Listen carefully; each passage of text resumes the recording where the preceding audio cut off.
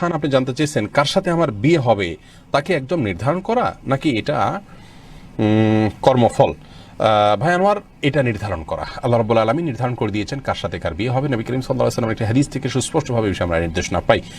কার সাথে কার বিবাহ হবে এটা পৃথিবী সৃষ্টির 50,000 বছর আগে লেখা হয়েছে। কতদিন আগে? 50,000 বছর। যেদিন মায়ের পেটে 4 মাস, 50,000 বছর আগে যেটা লেখা হয়েছে সেটা আবার লেখা হবে 4 মাস যেদিন মায়ের পেটে।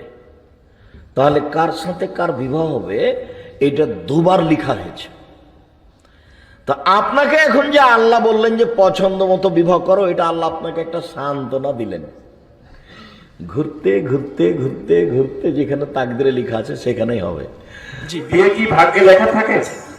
বিয়ে কি ভাগ্যে লেখা থাকে? মিশকাত হাদিস নাম্বার 73, আল্লাহ রাসূল বলেছেন এই সৃষ্টি জগৎ সমস্ত কিছু সৃষ্টির পূর্বে প্রায় 50,000 বছর পূর্বে আল্লাহ সবকিছু লিখে রাখেন।